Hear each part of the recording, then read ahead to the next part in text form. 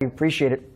Let's dive into what investors are looking at in the markets with the trading day wrapping up now. Rebecca Walser is with me in studio. She is Chief Investment Officer at Walser Wealth Management. Rebecca, it is good to see you. Let's start here. It sounds like you do see the chance of a pullback in the near term, right? You say two big risks. So what are those big risks? Well, I think that there's a lot of liquidity, Josh, getting sucked out of the system. Not only do we have SpaceX IPO, and I think some of the route to the downside, Broadcom kind of started off last week kind of showing, oh, maybe there's some issues here. And really the market is pricing everything to such perfection that any kind of guidance even that they don't like, or profit margin squeezing they don't like, it's really bringing, after hours trading down. So I think that sort of started it. But now with tomorrow's big SpaceX IPO, the liquidity evaporation that's happening is really an issue. So are you suggesting, Rebecca, part of what's going on is we're seeing folks trim winners, raise cash so they can invest in Mr. Musk? Absolutely. Yeah. Absolutely. There's no doubt. Even the hyperscalers increased last year their bond issuance, average about $30 billion. They went to 4x that, $121 billion last year.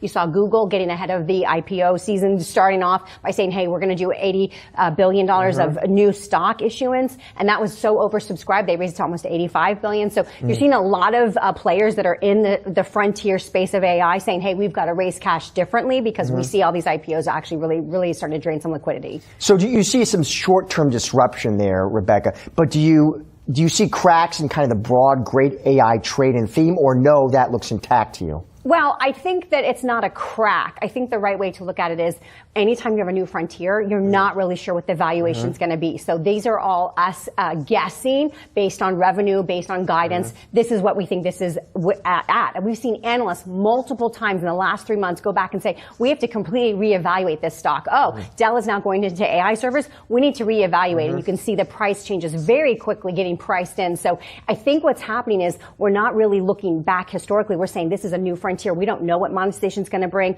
and it's going to be volatile until we get the right value as the technology gets implemented. As it monetizes, then we'll discover its true price. Does all this AI spend, does it remind you of prior tech bubbles or no? I mean, it's by far way bigger. It's by the implications, Josh, and all parts of it's so much broader. Like, the .com was, e-commerce and the internet. And of course that changed a lot of everything. But this is even so much broader than that. It is literally every single thing that we do is being touched. So for that reason, it's different. What is, in your opinion, the smart way to invest in that great AI trade? Like, is it the hyperscalers? Is it downstream with the chips? Is it both?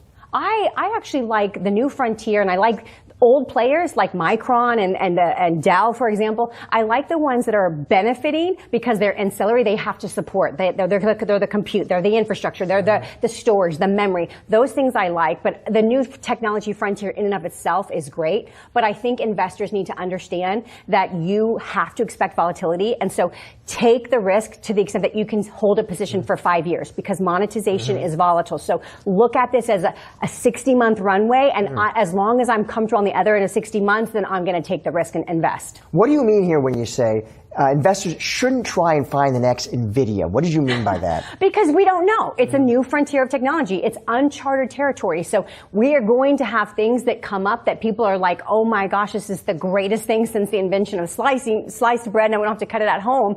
That's going to happen, but we don't know until we get there. So you're going to have to be prepared to buy losers that are not going to pan out and winners, and that's why it's volatile until we really see true price value of where we'll actually end up. Let's end on some names you do like. Walk me through why Reddit is a buy.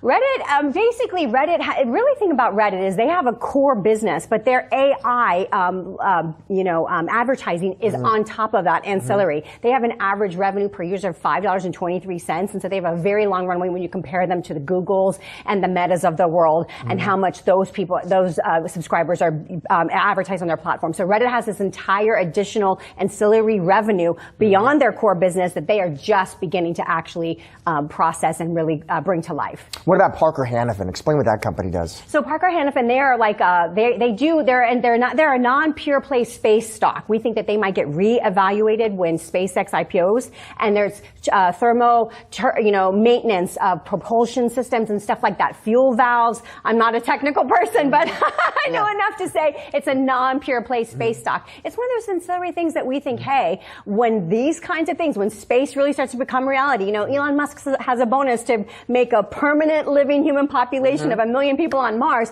When these things become a reality, we're going to look at these kinds of companies and say, oh, we need propulsion systems and thermodynamic management and those kinds of things that we never thought you would actually be useful for before. So that kind of thing. Finally, Procter & Gamble. Good old Procter & Gamble. Why is that in my portfolio? This is the moat. This is the moat away from technology. If you just want a value stock that's been at like 136 years of straight dividend payments, they just raised their quarterly dividend 3%. That's the 70th annual increase. Their yield is 2.9%. And it's just a good value defensive, consumer defensive play that if you don't want to be in all technology, you want some kind of moat around value, then we think P&G is a great one. Rebecca, appreciate your time and those picks. Thank you so much. Thank you so much.